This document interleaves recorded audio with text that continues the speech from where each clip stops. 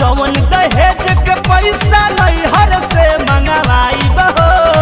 बेच के न दुनिया सखी सैया के पढ़ाई बहो बेच के न दुनिया अपना रजऊ के पढ़ाई बहो बेच के न दुनिया।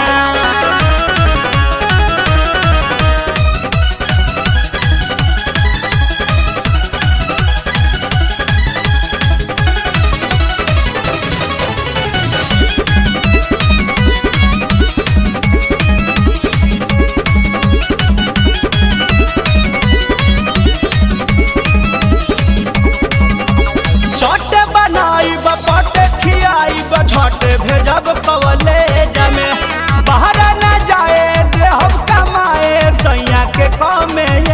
जमे सखी झट बनाइब पट खियाइब झट भेजब कॉलेज में बाहर न जाए दे हम कमाए सैया के कमे जमे जबे निकली नौकरी के फार्म घर ही से भरवाई बहो बेच के न दुनिया हम बलमुआ के पढ़ाई बहो बेच के न दुनिया अपना करे जाऊ के पढ़ाई बहो बेच के न दुनिया।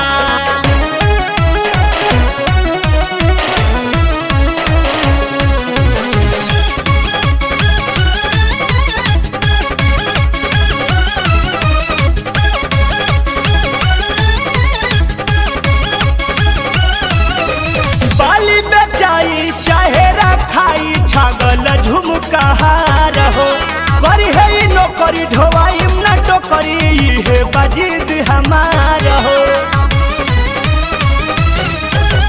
बाली बेचाई चाहे रखाई छागल झुमकार हो करी है नौकरी ढोवाई न टोकरी है बजीद हमार हो भले हम भूखले रहब बाकी रजऊ के खियाई बहो बेच के न दुनिया अपना बलबू के पढ़ाई बहो बेच के न दुनिया अपना सैया के पढ़ाई बहो बेच के न दुनिया।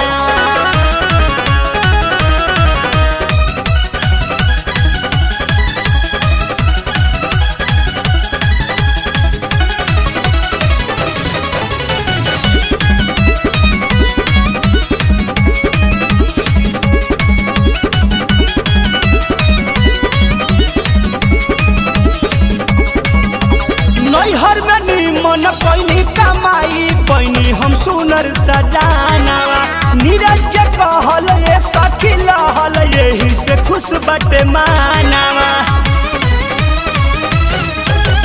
नैहर में निमन पैनी कमाई पैनी हम सुनर सजानावा